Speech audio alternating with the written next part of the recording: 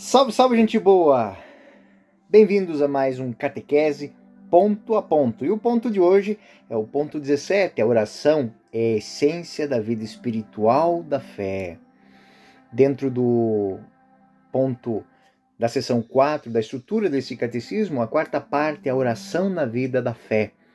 O que toca o ponto 17 do catecismo dentro dessa quarta parte, dentro das estruturas que estamos falando? Bom, é a última parte do catecismo, ou seja, a última parte da estruturação, é a vida de oração. Então, o ponto 17 nos diz o seguinte: a última parte do catecismo trata do sentido e da importância da oração na vida dos crentes. Essa é a primeira sessão que ele vai tratar, terminando com um breve comentário aos 7 pedidos da oração do Senhor, Pai Nosso, que é a segunda sessão. De fato, nesses 7 pedidos encontramos a suma, ou seja, a síntese dos bens que devemos esperar e que o nosso Pai dos céus nos quer dar. Em poucas palavras, a síntese disso aqui é o seguinte: nesta quarta parte do catecismo, que nós vamos trabalhar muito depois, vai abordar a oração como a essência espiritual, evidenciando a sua importância no crescimento da fé. Esta sessão vai sublinhar que a oração é o meio pelo qual os crentes, os homens e mulheres de fé, mantêm-se profundamente ligados com Deus e, passo a passo, aprofundam a sua comunhão com Deus, sendo a oração um reflexo da fé viva, que nutre e sustenta cada cristão e a vida da igreja. A oração não é apenas uma prática devocional, mas é um diálogo entre o crente e Deus, no qual a pessoa, o ser humano, se abre para receber a graça divina e expressar seu amor e sua dependência a Ele. Então, na primeira sessão dessa quarta parte, vamos explorar o sentido, a importância da oração, abordando os diferentes aspectos, como a oração de bênção, a oração de adoração, a oração de petição, de intercessão, de ação de graças e de louvor. Cada forma de oração expressa uma dimensão da fé, conduzindo o crente e produzindo nele uma relação íntima e direta com Deus. Ou seja, a oração que nos é apresentada como um ato de humildade e de confiança deve se tornar também um ato de perseverança, onde o ser humano reconhece sua pequenez diante da majestade divina e então se abandona à providência do Pai. A segunda sessão vai tratar então do Pai Nosso. O catecismo oferece um comentário muito detalhado da oração do Senhor, aquela que nós chamamos de Pai Nosso. Considerada a oração por excelência ensinada por Jesus, ele que diz, quando se dirigis ao Pai, rezai assim. E aí, ele nos dá esse dom. Os 7 pedidos dessa oração são apresentados como um resumo dos desejos, das necessidades fundamentais dos homens e mulheres de fé, dos crentes, refletindo a vontade de Deus para a humanidade. Estes pedidos, por assim dizer, eles vão abranger desde a santificação do nome de Deus,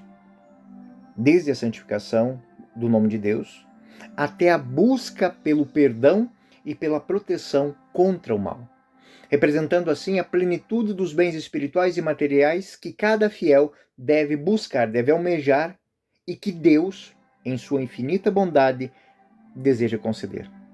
Durante toda a teologia da igreja, durante toda a história da igreja, esses pontos foram pontos basilares para a espiritualidade do povo de Deus. Teólogos como Santo Tomás de Aquino, Hans Urs von Balthasar, Santo Agostinho, enfatizaram a oração. Os grandes místicos da igreja, Santa Teresa d'Ávila, São João da Cruz, homens e mulheres que vivenciaram isso no seu corpo, na sua vida, no seu dia a dia, enfatizam a oração como um ato que vai integrar o homem de fé, o crente, ao próprio mistério de Deus. São Tomás de Aquino, na Suma Teológica, argumenta que a oração, além de ser um diálogo com Deus, é um ato de justiça, onde o ser humano oferece a Deus a adoração devida e busca alinhar a sua vida à vontade do seu Deus. Então, essa desses detalhes que são muito importantes, porque no dia a dia nós temos a tentação de massificar os conceitos. Oração é isso. E aí, em dado momento, nós não mais distinguimos o que é oração para um budista, o que é oração para um shintoísta, o que é oração para um muçulmano, para um judeu, ou até mesmo para alguém que um totemista, alguém que faz a sua oração para a natureza, né? E nos esquecemos que a nossa oração, a nossa maneira de falar com Deus, ela é própria de cada um de nós. Para dar um exemplo, seria a estranheza de uma criança que convive com a mãe que fala português, o pai que fala português, chamar a mãe com um título de uma língua em chinês, por exemplo. Nós temos isso muito claro no nosso dia, tanto que a gente fala na língua materna, né? Os nossos primeiros conceitos são dados na língua materna. Então, o catecismo, quando fala de oração, quer dar os conceitos de oração na nossa língua materna, como cristãos. Depois, se nós quisermos fazer outras experiências de fé, nós temos a liberdade para fazer isso. Mas nós devemos aprender primeiro e entender primeiro esta essência. Essa essência. Hans Urs von Balthasar, ele sublinha que essa dimensão, né, essa dimensão que existe na oração, ela nos faz entender que a oração do cristão, ela é uma oração trinitária, onde o Espírito Santo inspira o crente a participar do diálogo entre o Pai e o Filho. E aqui nós fazemos aquela experiência que eu disse, quando nós falamos que Deus é tudo igual. Não, Deus não é tudo igual, porque o único Deus, que é Pai, Filho e Espírito Santo, é o nosso Deus. É o Deus que Jesus Cristo chamava de Pai. É o Deus que Jesus Cristo nos ensinou a compreender como aquele que enviou Ele como irmão para nos salvar, e aquele que permanece entre nós como Espírito Santo. Então, a oração de um cristão não é uma oração comum, não é uma oração qualquer. Ela é simples, ela é humilde, sim, mas ela não é comum. Porque ela inspira o crente a participar de um diálogo a que outro crente de outra designação não é chamado. Ao diálogo entre o Pai e o Filho, no poder e no amor do Espírito Santo. Joseph Ratzinger, em suas reflexões sobre o Pai Nosso, ele destaca que esta oração revela o coração do Evangelho e da fé cristã. A argumentação de que os 7 pedidos do Pai Nosso encontramos o sumo, a suma, ou seja, a coletânea de todos os bens que devemos esperar e que Deus nos quer dar profundamente, na visão de que esta oração vai abranger todas as dimensões da vida. Pai Nosso, que estais no céu. A cada pedido é uma expressão de confiança na providência de Deus, uma súplica pela realização do reino de Deus, uma busca pela conformidade com a fonte divina da graça. Então, este ponto será um ponto que, caros senhores catequistas, caros estudantes de teologia, lhes será muito caro, porque não por acaso ele é o último ponto do catecismo. É como que aquela cereja que nós colocamos no bolo para entender que tudo aquilo tem um porquê. Quem foi bem introduzido à profissão de fé, quem entendeu os sacramentos, quem vive a moralidade, fará de sua vida uma oração, um louvor a Deus de uma maneira simples e profunda. Por isso, a compreensão destes pontos, a compreensão dessas realidades, ela é muito importante. Eu gostaria que os senhores prestassem muita atenção, inclusive nas bibliografias que estão inseridas neste ponto aqui, porque desde já é algo que vai fazer os senhores repensarem, inclusive a sua maneira de rezar, né? Uma maneira de se... Talvez hoje em dia a gente está vivendo um pouco isso, né? Qual é a oração cristã? Como rezamos? Existem tantas coisas, a gente abre a internet e tem uma oração que veio, vai no WhatsApp, tem uma oração que vem não sei da onde. Mas nós, cristãos, como é que nós rezamos?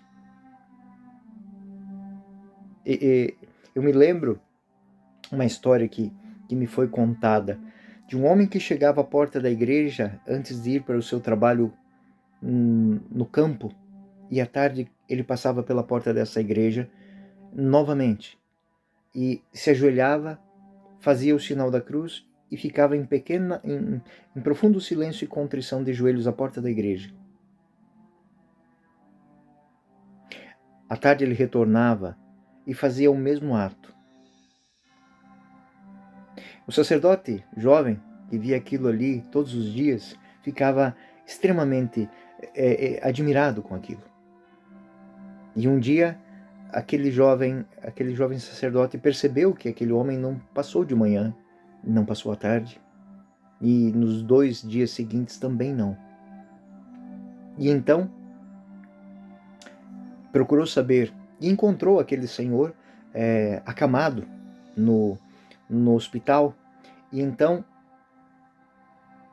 foi até o hospital e perguntou: senhor, como o senhor se chama?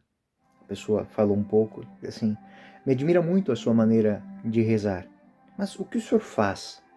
O que o senhor diz todas as manhãs? Quando o senhor vai até a igreja e retorna à tarde e faz o mesmo ato, o que o senhor diz a Deus? O que o senhor fala com Deus? E aquele homem respondeu de uma maneira muito simples: eu não digo nada, eu não falo nada. Eu simplesmente olho para ele e ele olha para mim. Então, o Senhor perguntou ao jovem: caro padre, o que fez o senhor vir aqui? Cumprir esse compromisso, meu filho? Hoje você não pôde olhar para ele, então ele me mandou vir olhar para você. Essa pequena história, esse pequeno conto, que com certeza faz parte daquilo que o Papa Francisco nos fala muitas vezes, os santos da casa ao lado, né? E santi di casa canto, né? Os santos da casa ao lado são pessoas que, depois de viver uma vida plena, pelos sacramentos, pela profissão de fé, pela moral, eles desabrocham nessa mística muito profunda, nessa mística que faz com que nós sejamos diferentes na sociedade. Que as pessoas olhem para nós como cristãos e percebam que nós temos algo de diferente. Nas nossas palavras, nas nossas atitudes, na nossa maneira de enfrentar as alegrias e as tristezas da vida. Porque nós somos preenchidos de uma graça que nos foi dada como dom e que não termina em nós, mas que se perpetua em nós para chegar àqueles homens e mulheres. Como Jesus do alto do monte olhou para aquelas pessoas e viu que eram como ovelhas sem pastor. Então multiplicou graças, bênçãos, 7 pães e 2 peixes para que fossem alimentados, e sobrou 12 cestos. Talvez essa seja a grande beleza. Quando passamos por grandes tribulações, grandes momentos na igreja, só nos resta isso. Só nos resta essa convicção de que Ele está em nós, nós com Ele. E Ele estando conosco, podemos levar Ele ao mundo. Grato por sua atenção. Eu sou o professor Euclides e este foi mais um Catequese Ponto a Ponto. Fiquem com Deus. Até o próximo ponto.